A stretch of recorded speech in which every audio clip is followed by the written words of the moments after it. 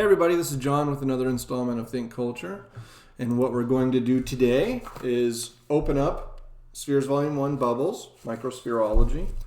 And I'm going to cover the first 81 pages, which is the preliminary note, as well as a chapter called Introduction, the Allies or the Breathed Commune. And I figure that's a good way to sort of get started here on spheres. So close to 100 pages or something. So let's just get into it. So starting with the preliminary note, he talks about how tradition has it that there's an inscription above Plato's Academy which says, "Let no one enter who is not a geometrician." And he says that we forgot that at heart thinking is geometrical. He says the following reflections in his books are probably best understood as a radicalization of this Platonic motto. And that philosophy splits those who understand, who remember, thinking of anamnesis here, the geometrical truths, and those who don't. He wonders whether all of life can in some way be understood as the constant a posteriori testing of our knowledge about space from which everything emanates. Life, he says, is a matter of form. And this is the hypothesis that we associate with the venerable philosophical and geometrical term sphere, suggesting that life, the formation of spheres, and thinking are various expressions for the same thing, a theory that concerns itself with life above all, a vital spheric geometry. That's what his goal is here, a vital spheric geometry. And he says these books are an attempt to probe the possibilities and boundaries of geometric vitalism. He points out that there was another occult saying above the door to the academy, which was, "Whoever is unwilling to become entangled in love affairs with other visitors in the garden of theory must keep away." And he thinks that this too should be applied to life as a whole. That whoever has no interest in sphere formation must naturally avoid amorous dramas. And whoever steers clear of eros excludes themselves from the effort to understand the vital form. So his reflections, he says, are Platonic here, but not in the sense of the sum of the various historical misreadings of Plato that have turned him into an object of debate, but this work is Platonic in the sense that he will remain on the trail of Plato, pursuing and developing the hypothesis that love stories are stories of form, and that every act of solidarity is an act of sphere formation, which is to say the creation of an interior. He writes that the surpluses of first love, once it breaks away from its origins to make its own fresh starts elsewhere, also feed philosophical thought, which we must above all remember is a case of transference love for the whole, for wholeness. He says that transference is not a neurosis, but is the formal source of the creative process that inspires the exodus of human beings into the open. So this is a reference to life in the womb, to the wholeness that we have in the womb, to the spheric intimacy that exists in the womb and that exists in sort of primary love with the mother, that then we're constantly transferring our concept of wholeness, our love for intimacies, solidarities, etc., out onto the field of the open, out onto the real world. But this transference is not so much the transference of affects onto individual persons, but early spatial experiences onto new places. So we're repeating the spatial experience of what he calls the situation, which is life in the womb, where we're contained, we're with our intimate other, we're cared for, protected, immunized, everything is provided for us in this spheric existence, and we're transferring this kind of spheric love onto new places in the world as we live. The limits of my capacity for transference are the limits of my world. What can I turn into a womb?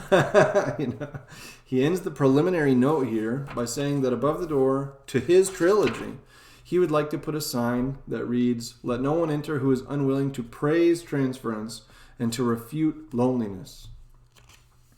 Okay, then we move on to the introduction. And it begins with this picture. I don't know how well it's going to show up here. So that's a child gazing at a bubble, right? having blown the bubble. And the introduction is called The Allies or the Breathed Commune. So this child is blowing bubbles, filling them with his breath. He blows the bubbles and they carry his breath in the bubble, animated by him, therefore, ensouled by him, traveling along until they pop, and he watches them attentively. And so the excorporated soul of the blower is contained within the bubble, and it persists as long as its periphery remains intact. Eventually, it bursts and becomes nothing. But there's a solidarity, he says, between the boy and the bubble that excludes the rest of the world. They share breath. They share soul. We're thinking here of anima, right? Animation, anima, respiration, the soul, right? Atman is another important idea here. And he studied, of course, with Osho. Atman means soul in Hinduism. And then we have, concepts like that of the atmosphere and stuff. So there's, in other traditions as well, there's a long kind of understanding of the connection between breath and soul. And he's kind of exploring that here. And he says they share breath, soul. The soap bubble becomes a medium of soul expansion for him, and its blower, along with the bubble, coexist in a field spread out through attentive involvement. The child intuitively understands in some way that spirit is space, is the space of his attention, is the space that he's created by animating it with his breath in terms of the bubble. The child fills the soap bubble with his breath and he follows it with his attention faithfully and ecstatically until it bursts. But this leads to the question, he says, who fills the child with his breath and animates him? Who remains loyal to the child after he exits the nursery? In what attentions, in what spaces of animation do the children remain contained in if their lives are to succeed on ascending paths? Who accompanies the child on his way to things in the divided world? Is there someone whose ecstasy the child will be when floating out in the space of possibility himself? What of those who are nobody's exhalation? Does all life that emerges remain contained in an accompanying breath? Is it legitimate to imagine that everything which exists and becomes relevant is someone else's concern? He says Schopenhauer called this the metaphysical need, the need for all things belonging to the world or being as a whole to be contained in a breath like an indelible purpose. We're getting to the core of metaphysics here. Why is there something rather than nothing? Sort of ruminations. He asks, whose being outside oneself would everything that is the case be? So he continues, the thought of the modern age, which presented itself for so long under the naive name of enlightenment, trying to figure out where we are here, or even more naive, progress, is characterized by perpetual breakouts of the intellect from the caves of human illusion of safety and security in the whole, right, into the non-human world outside. A kind of conquering of space by bringing it into, transferentially, the sphere of our active involvement and security. No coincidence that the Copernican turn began a new phase of knowledge and disappointment of progressive decentralizations. We were required to bid farewell to our illusions about being at the center of the universe. The heliocentric theory initiated a series of research eruptions into the deserted outer reaches, inhumanly remote galaxies, and the most ghostly components of matter. He says certain pioneers sensed how devastating this new knowledge was early on, and he quotes Kepler objecting to Bruno's doctrine of the endless universe, saying, "This very cogitation carries with it I don't know what secret hidden horror. Indeed, one finds oneself wandering in this immensity to which are denied limits and center, and therefore all determinate places. We can't find our place in the infinite." Right? This is already what Kepler is suggesting about Bruno's idea of the endless universe. That we require some kind of spheric comfort space, right? And deprived of that is, a hidden horror. We have no center. We can't find ourselves. This geometrical heresy was an experience of real trauma. Since the start of the modern age, we've been working through it. Not the center of the universe, not the center of evolution, We're just floating in an infinite, inhospitable outside, surrounded by the monstrous. Research and the raising of consciousness, he says, have turned man into the idiot of the cosmos. He has sent himself into exile and expatriated himself from his immemorial security in self-blown bubbles of illusion into a senseless, unrelated realm that functions on its own. That's what modernity has meant. That's why we're having this sort of immune collapse in the crises that we have. Modernity thus means putting our evolved immune systems at risk, exploding them. In light of this, Pascal's pious and observant statement, "The eternal silence of these infinite spaces fills me with dread," formulates the intimate confession of our epoch. And we respond to this dread by constructing an artificial, civilizatory, and global greenhouse with warming technologies and climate policies. Modernity is thus characterized by the technical production of its immunities and the increasing removal of its safety structures from the traditional theological and cosmological narratives which secure wholeness, the completeness of the sphere of our indwelling, right? That's the purpose of them. We're going to get into that. Industrial scale civilization, the welfare state, the world market, and the media spheres.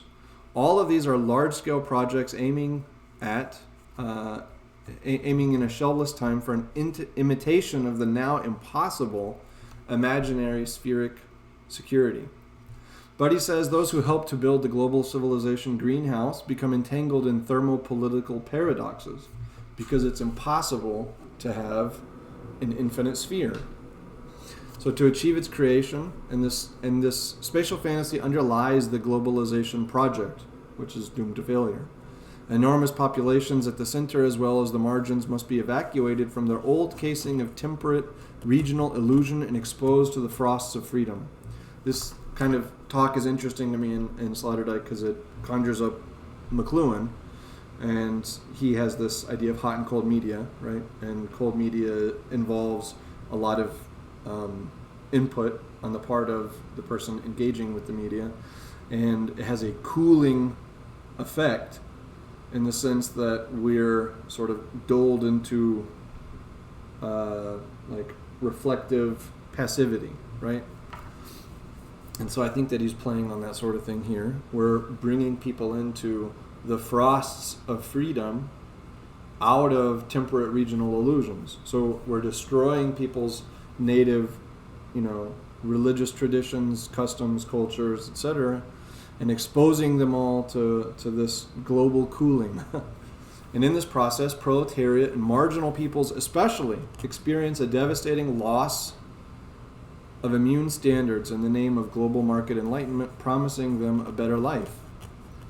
Masses find themselves in the open, disappointed, cold, abandoned, alone, and so they often wrap themselves in surrogates of older conceptions of the world as long as they still seem to hold a trace of the warm, old human illusions of encompassedness.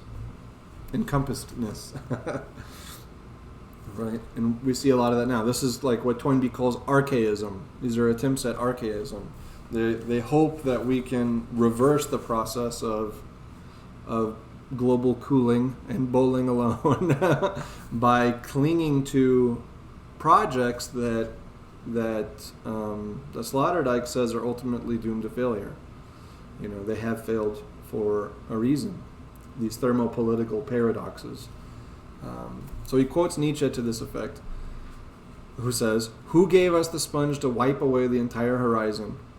What were we doing when we unchained this earth from its sun? Where is it moving to now? Where are we moving to? Away from all suns? Are we not continually falling, and backwards, sidewards, forwards, in all directions? Is there still an up and a down? Aren't we straying as though through an infinite nothing? Isn't empty space breathing at us? Hasn't it got colder?"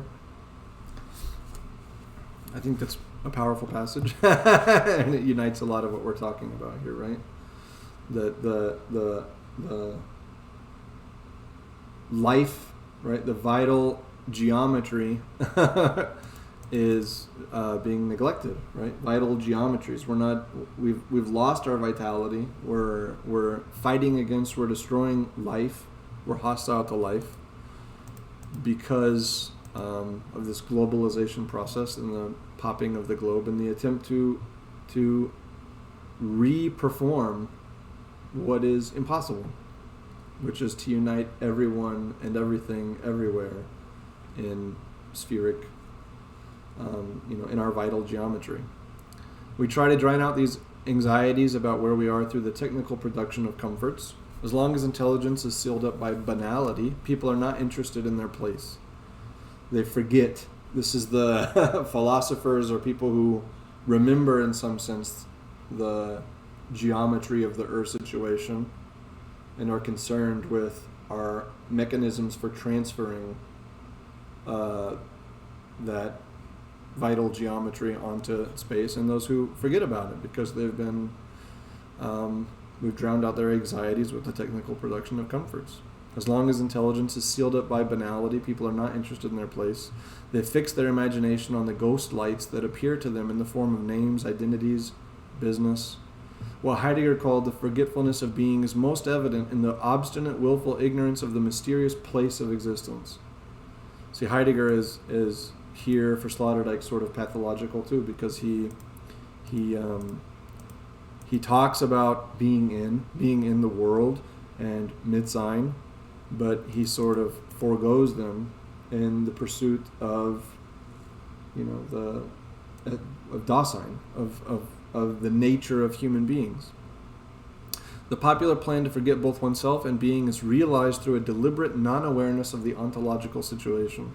This willfulness is currently fueling all forms of rapid living, civil disinterestedness, and anorganic eroticism. That's, erotics without intimacy and without solidarity. People don't ask where they are if they're allowed to be anyone. They're concerned with who and not with where. We pose the question of where here in a radical fashion, restoring to contemporary thought its feeling for absolute localization. One of the old expressions used by metaphysics that he still thinks is valuable, used in its time for creating a bridge between heaven and earth, is the word inspiration.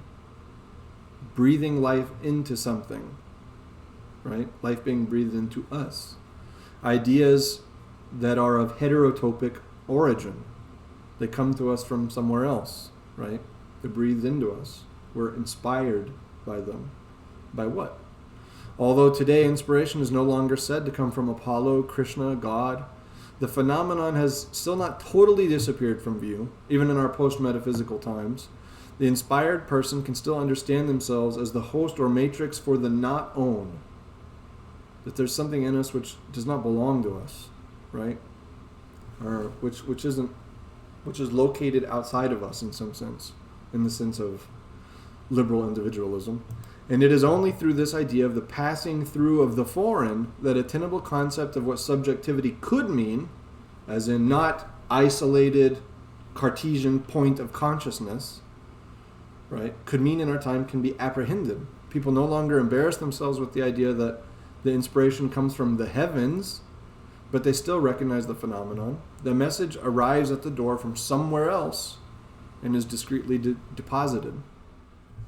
He thinks that this prompts us to, I've been forgetting to show you some pictures, but this prompts us to ask about the nature of what we call media, and he says that media theory and sphere theory converge as a theory of visitations, inspirations, messages, senders, languages, channels. These are the basic concepts. Media, in the sphere, shared inspiration is the reason for the possibility of humans existing together in communes and peoples. Right? So the phenomenon of inspiration reflects our intimacy, our togetherness in spheric conditions. The primal inspiration seen in one of the two Genesis accounts, God breathing life into man, he then begins to talk about it. He says the Hebrew text refers to the living being as nephesh, which apparently means that which is animated by living breath. And it's interesting, like I was saying before, about atmosphere, anima, atma, etc. So then we have like the atmosphere that is the sphere that contains all our breaths and all our souls, right? As we continue to inspire another and exchange breath. So there's a lot going on here linguistically. But in any event, God infuses clay with his breath in the traditional story, and he makes him into a living being thereby. So the key here, the life-giving element, is respiration, his breath, his shared breath. We have been inspired by God through respiration. And this is very different from the idea of fabricating man from clay and then he's animated, right? As a kind of master craftsman standing above his object. The gap between the creator and the created, in that sense, is a kind of infinite hierarchy. There's no contact between, or no real proximity between God and man if we're an object created by a craftsman. But with the idea that we share breath, and that by sharing the breath, we are animated, we become vital, a bipolar intimacy rather than this infinite distance is arrived at, that erases that chasm of difference. And the creator and the created are united by a pneumatic, communicative pact with one another. So there's a resonance between man and between God in this story. The breath into man has to be followed soon thereafter with another reciprocal breath. As soon as there's one breathing, he says, there are two. In spiritual space, if the second doesn't enter, the first doesn't either, right?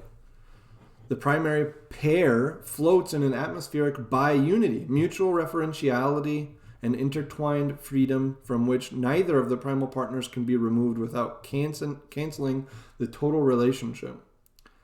They have to share a substance in order to be connected in this way. Adam and God share the same ego-forming placenta.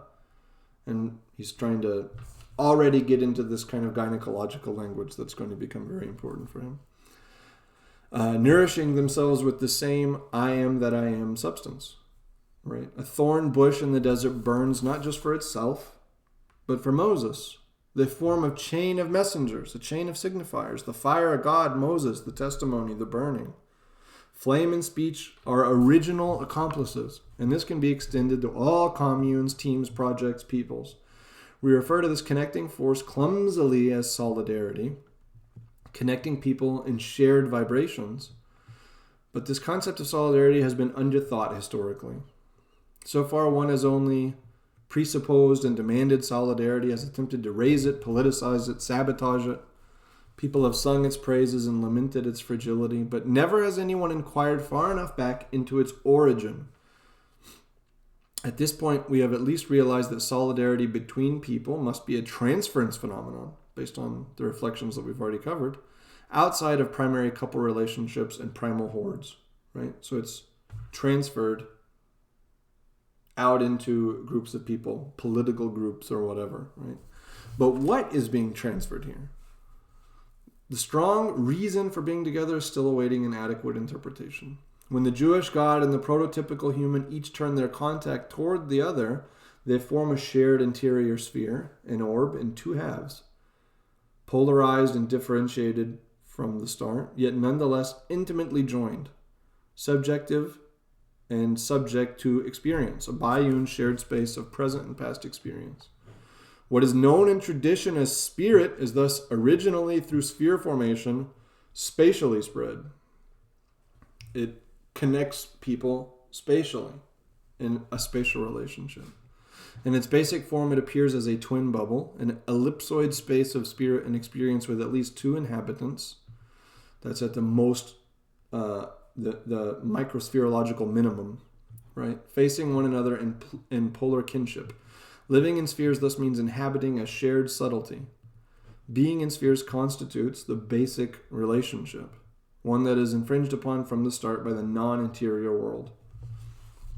You know, the father intrudes upon the biunity of the mother and child. Other household members intrude. Family, friends, neighbors, right? They're constantly threatening the integrity of this biune sphere until the child, in this case, is able to transfer the vital geometry of the biune sphere onto the neighborhood. And it must perpetually assert itself against the provocations of the outside, restore itself, and increase. They're by definition morpho-immunological constructs. The neighbor has to become some kind of security, right? In a way that's analogous in some sense to the security that the mother provides by being brought into our sphere, or into our spheric relations. Only in immune structures that form interiors can humans continue their generational processes and advance their individuations. Humans have never lived in a direct relationship with nature, and their cultures have certainly never set foot in the realm of what we call bare facts. Their existence has always been exclusively in the breathed, divided, torn open, and restored space of vital geometry. They flourish only in the greenhouse of their autogenous atmosphere, the atmosphere we produce together by sharing breath. Being in the world, first of all, means being in spheres. By inhabiting them, spheres, humans have given them form, content, extension, and relative duration. As spheres are the original product of human coexistence, however, something of which no theory of work has ever taken notice, these atmospheric symbolic places for humans are dependent on constant renewal. Spheres are air conditioning systems in whose construction and calibration for those living in real coexistence, it is out of the question not to participate. The symbolic air conditioning of the shared space is the primal production of every society. Indeed, humans create their own climate. And I think here also in terms of Marshall McLuhan, for example. Not according to free choice, however, but under pre-existing, given, and handed-down conditions. Spheres are constantly disquieted by their inevitable instability. Like glass or happiness, they bear the risks native to everything that shatters easily. The sphere is vulnerable to the outside.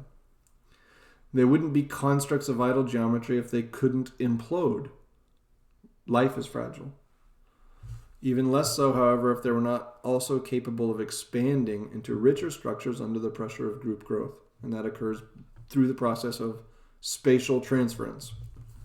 Where implosion occurs, the shared space as such is canceled out. What Heidegger called being toward death means not so much that individuals long march into a final solitude anticipated with panic-stricken resolve. It is rather the circumstance that all individuals will one day leave the space in which they were allied with others in a current strong relationship. That is why death ultimately concerns the survivors more than the deceased. In structural terms, what we call the end of the world is the death of the sphere. The internally differentiated bubble of those in intimate coexistence can initially seem to be resolutely closed and secure in itself because of the tendency for the communicating poles to be consumed fully in their care for the other half. But this is not so. They're fragile, and they the bubbles pop, and they require extension and expansion, right? Adam, in the Garden of Eden, discovers freedom by being open to seduction by secondary inspirations. That is, to inspiration not just by God, but by Eve, by the snake. And therein comes freedom. If you're in a sort of totally closed bubble in which the two poles are fully consumed in the care for each other, and there is no threat, there's no freedom either, right? So the expulsion from paradise is a mythical title for the spherological primal catastrophe. I think about this in terms of Freud, in terms of edible complex, as being kind of the fundamental subjectivity producing catastrophe, right? But also there's the primal catastrophe of birth, as we'll get into, sort of more primal. In psychological terminology, it would be paraphrased as a general weaning trauma.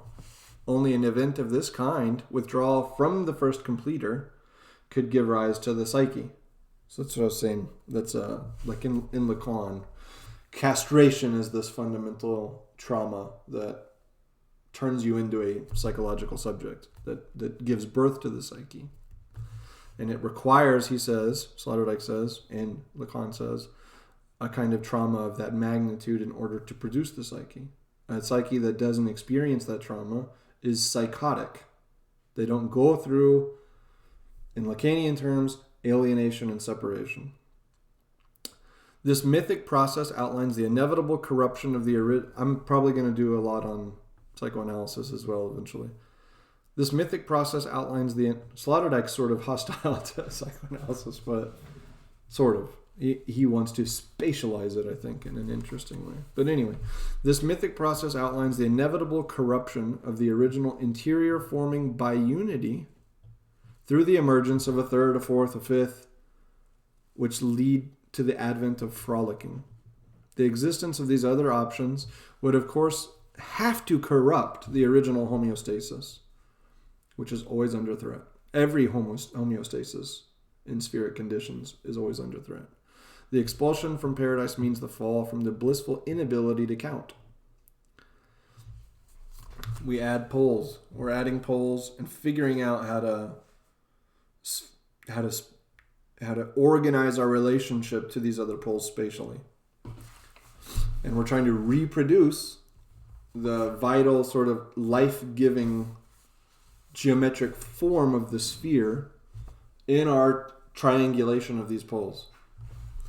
The modalities of bursting set the conditions for cultural histories. Transitional objects, new themes, secondary themes, multiplicities, and new media step between the two partners. The symbiotic space, once intimate and filled with a single motif, opens up into a multiple neutrality, where freedom is only granted along with foreignness, indifference, and plurality. All history is the history of animation relationships, whether we're talking about Yahweh and Adam, or the mother and the child, or the poetic figure of inseparable lovers, or whatever. All these metaphors of spheric liaison demonstrate that real subjectivity always consists in two or more parties in spheric resonance with one another. We would not be viable human beings if we didn't bring with us a dowry of memories of the symbiotic field into new strange lands.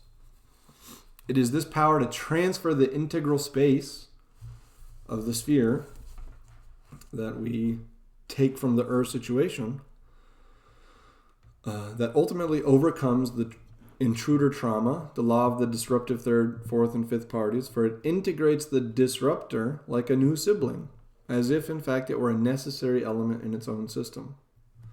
The history of literature and metaphysics has been one of constantly trying to interiorize the foreign, the context always becoming part of the text. The demonic and the monstrous get progressively incorporated into the sphere until it explodes. On all paths to high culture, sphere extension and growing inclusivity dictate the law by which consciousness develops. Maturation, on an individual basis, also consists in the strenuous resettling of smaller subjectivities into larger world forms. The social forms and intersubjectivities expand from family to clan to people to nation, etc. We tend to refer to these spaces as environment, like that we're embedded in an environment, right, that we adapt to. But human existence never simply adjusts itself to its surrounding spaces. Rather, existence creates for itself its surrounding space through the triangulation I was just talking about, triangulating transference, through which and in which it appears. Every social form has its own world house, a bell jar of purpose under which human beings first of all gather, understand themselves, defend themselves, grow, and dissolve boundaries.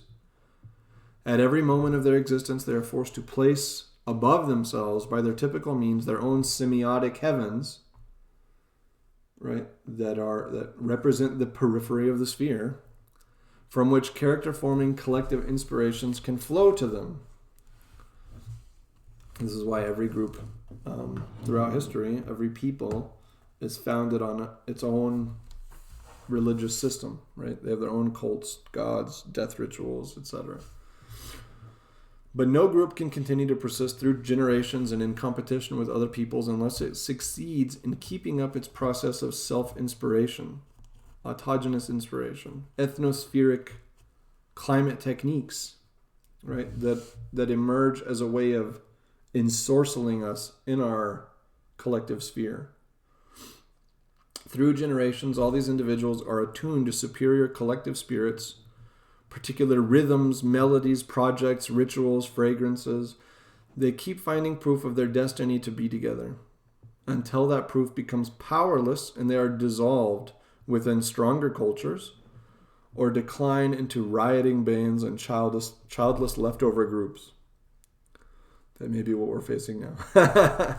Mastering the difficulty in enclosing such large groups of people in unifying systems of delusion, and this is important for Sloterdijk and important for me, that there's this is an auto-hypnotic procedure through which we attune ourselves to each other, producing the spaces of our coexistence, right? But there's a delusional quality to it, a kind of fantasy, right?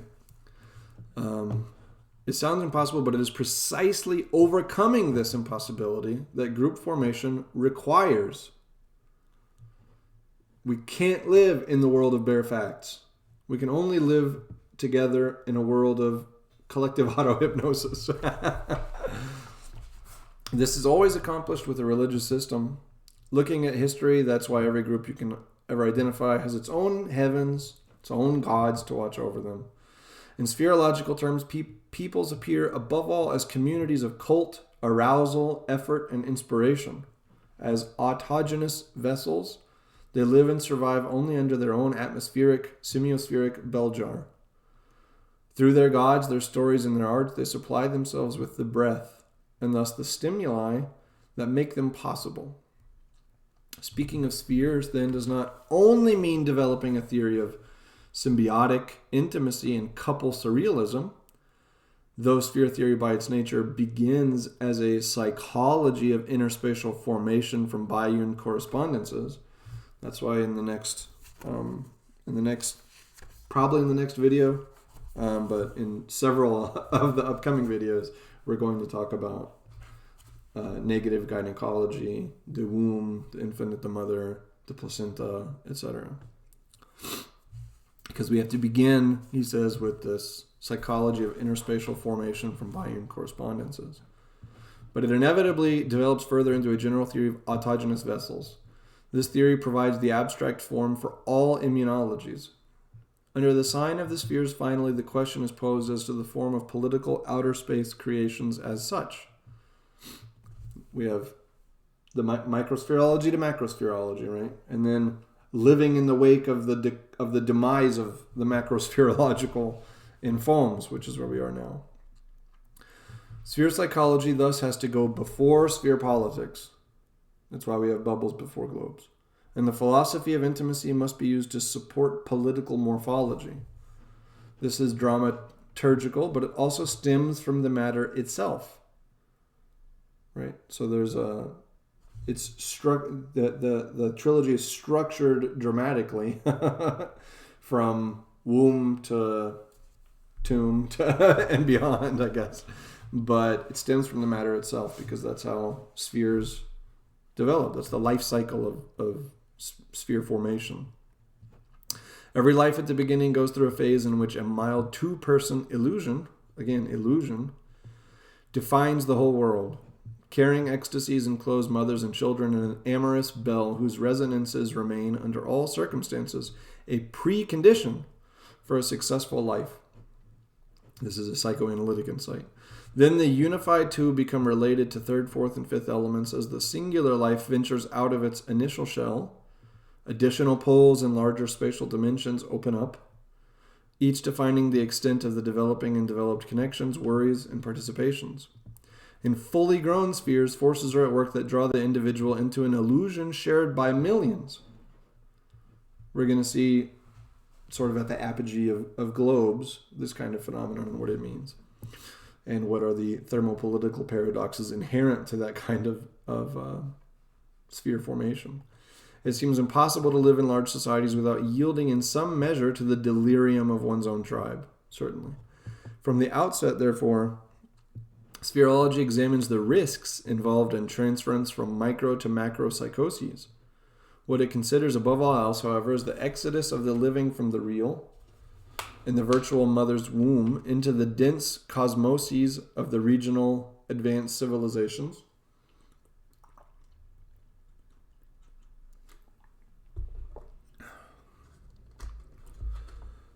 and beyond these into the non-round, non-dense foam worlds of modern global culture. The first book is about microspheric units, here called bubbles. They're the intimate forms of the rounded being-in form, and the basic molecule of the strong relationship, the model of which is the mother and the child. His analysis sets about the task, as never before, of narrating the epic of those biunities that have always been lost to the adult intelligence, yet never fully eradicated. This is kind of the phenomenon of primary repression, right? That we forget about vital geometry, but it's always there, informing us, informing our activities and involvements with other peoples, informing our political projects, etc. And those who remember or try to remember are the philosophers. His analysis sets about the task, as never before, of narrating the epic of those biunities that have always been lost to the adult intelligence and never fully eradicated. This psychospheric Atlantis, that's what we're discovering. It's like a kind of world morphological unconscious, right? The breathed continent in the matriarchal sea we inhabited in a subjectively prehistoric time in the womb and abandoned with the start of what we believe to be our own histories, which is an illusion. We're conceptually helpless to explore this, but we must traverse these landscapes of preobjective existence. This is an important concept here too. Our life before becoming an object, as in an object looked at from a kind of artificial third position or whatever, as an individual monad. That's a kind of self-objectification that we're trying to get beyond. Landscapes of preobjective existence and prior relationships. The prehistory of all things that pertain to the soul. One cannot speak of these intimate spheres without mentioning how their bursting and expanded regeneration take place. All amniotic sacs, organic models of autogenous vessels, live toward their bursting. With the turbulent waters of birth, every life is washed up on the coast of harder facts. That's why it's dramatic. The second book, Globes, will open up a historico-political world whose models are the geometrically exact orb and the globe. Here we enter the Parmenidean dimension, a universe whose boundaries are drawn with a compass and whose center is occupied by a specifically philosophical, circumspect, and overflowing joviality. In the era of metaphysics and classical empires, which is the subject of Globes, not so much overcome as simply forgotten, God and the world seemingly made a pact to present everything intrinsically being as part of an inclusive orb. Theology and ontology have, as far as we can see, always been teachings on the round container form. We'll see this too. Only from this perspective do the shapes of the empire and the cosmos become conceivable in a binding fashion. On such expeditions into worlds now almost entirely lost, where the idea of a necessary roundness of the whole predominated, we gain insights into the function and constructions of political ontologies in modern empires. There is no traditional empire that failed to secure its borders by cosmological means, and no ruling body that did not discover the instruments of political immunology for itself. What is world history, if not also the war history of immune systems? The recollection of the venerable doctrines of orb-shaped being uncovers the philosophical origins of a process that, under the name of globalization, is on everybody's lips today. Its true story needs to be told, from the geometrization of the heavens in Plato and Aristotle, to the celestial orbs in Dante, to the circumnavigation of the final orb, the earth, through ships, capitals, and signals. The true story of globalization is what we're aiming at here.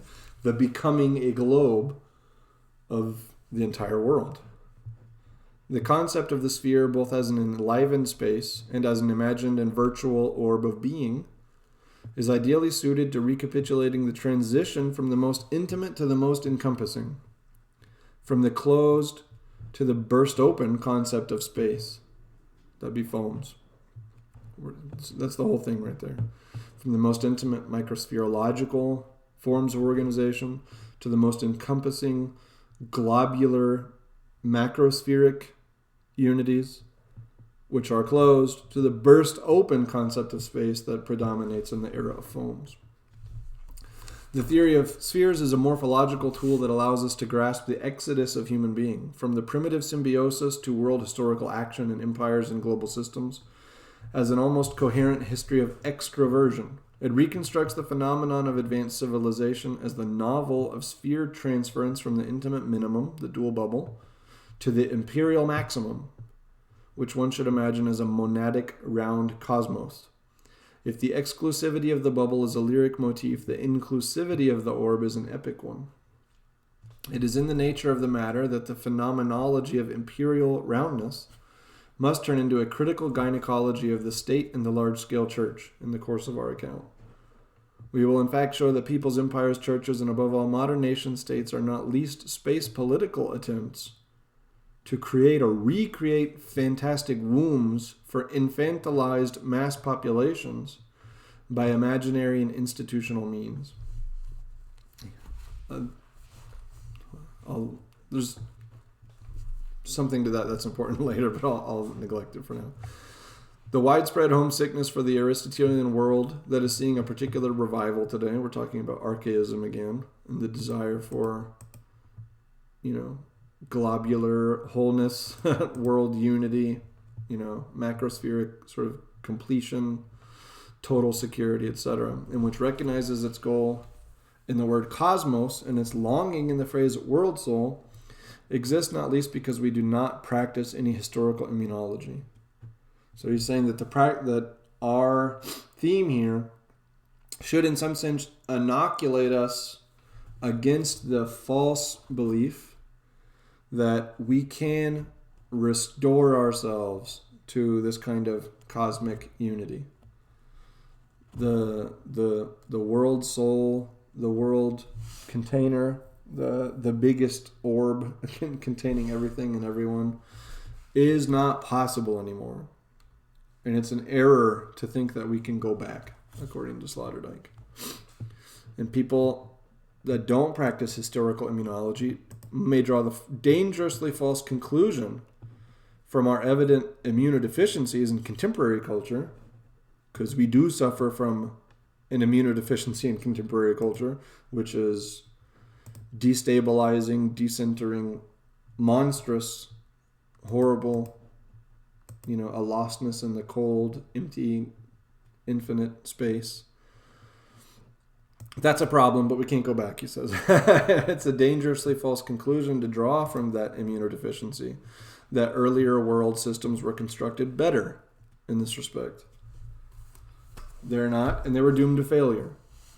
They suffer from these thermo-political paradoxes, these thermo-morphological political paradoxes that historical immunology ought to teach us about, so that we don't long for some kind of past wholeness that is a contradiction in terms, right? As we'll find out. The third book will address the modern catastrophe of the round world using morphological terms. It will describe the rise of an age in which the form of the whole can no longer be imagined in terms of imperial panoramas and circular panopticons. From a morphological perspective, modernity appears primarily as a form revolutionary process. The formal dilemma of the current contemporary state of the world, in which global markets and media have ignited an acute world war of ways of life and informational commodities. When everything has become the center, there is no longer any valid center. When everything is transmitting, the allegedly central transmitter is lost in the tangle of messages. The guiding morphological principle of the polyspheric world we inhabit, therefore, can no longer be the orb. That space is gone, but rather must be the foam, and we need to learn to live in foams, and that's the point of the final book in this trilogy. In foam worlds, individual bubbles are not absorbed into a single integrative hyperorb, as in the metaphysical conception of the world, again, that is lost to us forever. He is not an archaist. He's not a reactionary in the sense that he wants to reinstitute past conditions of spatial morphology in this sense, I guess. But yeah, he doesn't want to turn back time and go to try to restore a past unity. The past unity was beset with its own problems.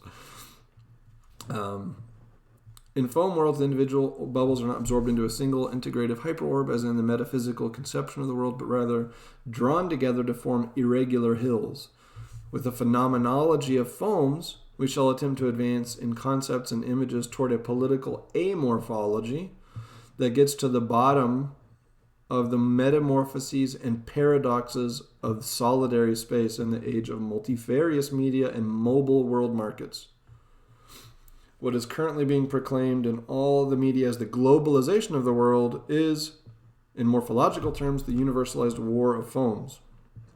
As an inevitable result of the subject itself, we shall also encounter perspectives on sphere pathology in the modern postmodern process. Referring to a pathology of spheres displays a threefold focus. A politicological one, insofar as foams tend to be ungovernable structures with an inclination toward morphological anarchy. A cognitive one, insofar as the individuals and associations of subjects can no longer produce any complete world, as the idea of the whole world itself, in its characteristically holistic emphasis, unmistakably belongs to the expired age of metaphysical total inclusion circles, or monospheres. And a psychological one, insofar as single individuals in foams tend to lose the power to form mental emotional spaces and shrink to isolated depressive points into random surroundings, correctly referred to systematically as their environment. They suffer from the immunodeficiency caused by the deterioration of solidarities. That's the problem of postmodernity. And he wants to examine it and think about what can be done about it along these three axes, right? To say nothing for the moment of the new immunizations acquired through participation in regenerated sphere creations. For sphere-deficient private persons, their lifespan becomes a sentence, a prison sentence, of solitary confinement. Egos that are extensionless, scarcely active, and lacking in participation stare out through the media window into moving landscapes of images. The world just of infinite extension just raining in upon us, right? Dazzling us into passivity and depression. In the past, the world as a whole was illuminated by the circumspection that ruled from the center.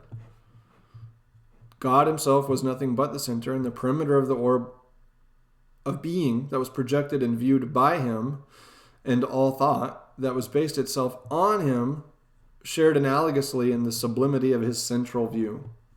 In the foam worlds, however, no bubble can be expanded into an absolutely centered, all-encompassing, amphiscopic orb.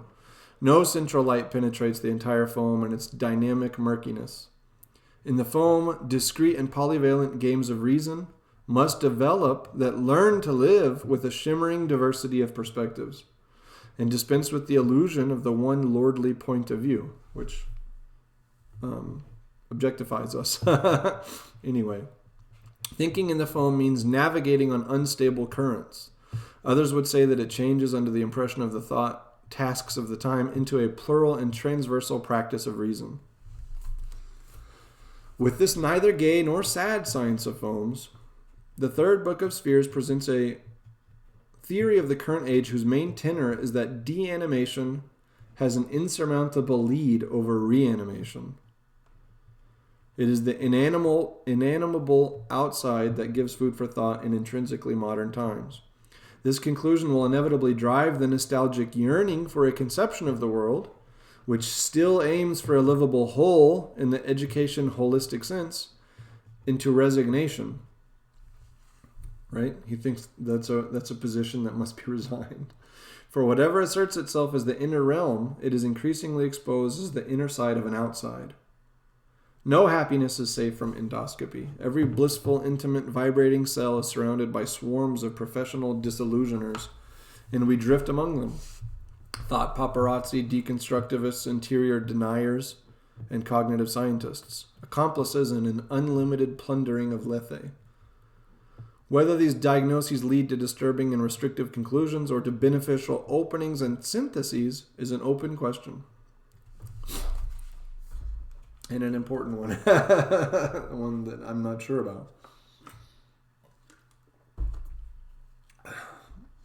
The present account is the first since Spengler's morphology of world history to try and restore the highest priority in an anthropological and culture theoretical investigation to a concept of form.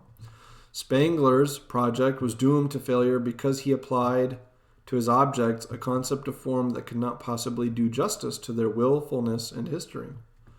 It was already a brilliant act of force to isolate cultures in general as life forms of the highest order, declaring them windowless units that grow and decline purely according to immanent laws and force was even more necessary for Spengler to interpret his cultures as thousand-year empires of a regional soul disposition, as soap bubbles of the highest order, so to speak. There's a lot of connection between what he's doing here and what Spengler was doing. That would be kept in their shape through internal tensions of an occult nature, as according in Spengler to the prime symbol, right? The culture soul prime symbol. The descriptions of life presented under the sign of morphology for the 8 cultures he acknowledged may have their place of honor in the history of cultural philosophy as the monument to a great, perhaps incomparably speculative and deductive energy. But as far as the application of morphological concepts in the cultural sciences is concerned, Spengler's example has so far had rather discouraging effects. Our own attempt can therefore not be overly indebted to such a model, except as an impressive demonstration of what should be avoided in the future. We'll talk more about their connection, and he refers to him multiple times throughout the book.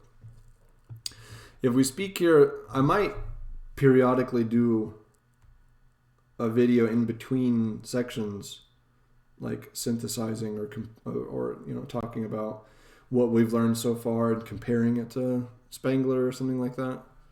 I'm not sure yet. Likely, because this is going to be a long project. If we speak here of spheres as self-realizing forms, we do so in the conviction that we are not imposing concepts. And if they were imposed in a certain sense, it would be in a manner encouraged by the objects themselves.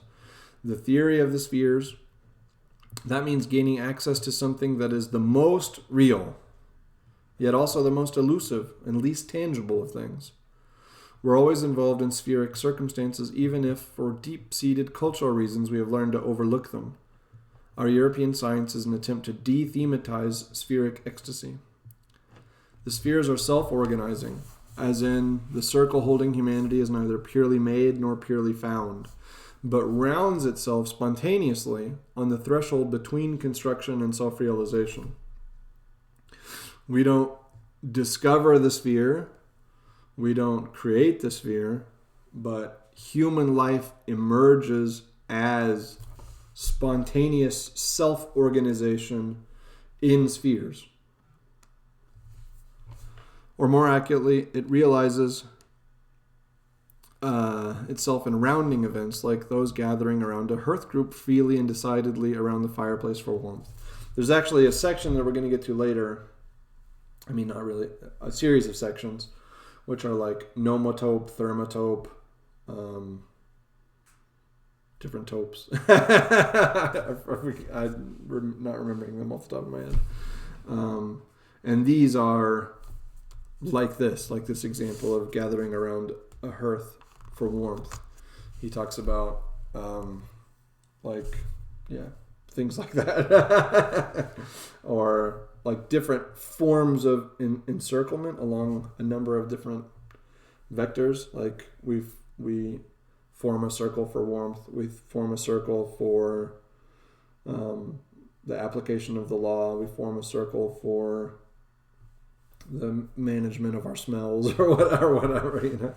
But we'll get to a bunch of those later. I'm sorry that I don't remember them right now. At first glance, the present study, especially the second part, could thus have the appearance of a cultural history defamiliarized with the aid of morphological, immunological, and transference theoretical concepts.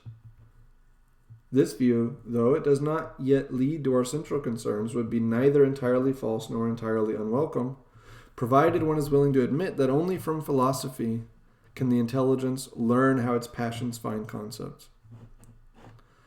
Okay, so that was me going through some of the major points, major things that he said, things that are most interesting to me in the first 81 pages of the books. The next section we'll do is called Preliminary Reflections, Thinking the Interior. That is about 20 pages. So we just did 80. So maybe next time we'll do Preliminary Reflections and Chapter 1 or something like that. I'm not sure. I'll figure that out. But thank you for joining me for this. I hope that it was helpful. I'm not really sure about the format. I'm, mostly reading, mostly telling you what he said or whatever, with some interjections and some paraphrase and stuff like that. Just trying to take you through the major points in those 83 pages and condense it, and summarize and explain it a bit. But yeah, I don't. And it's a little lengthy, I think. I can't tell how long this video is, but I think it's pretty long. So in the future, it may be better to do less at once or more condensing, more synopsis. I don't know. It's a very long work, but we'll figure out as we go. But I hope this was interesting. Thanks for joining me.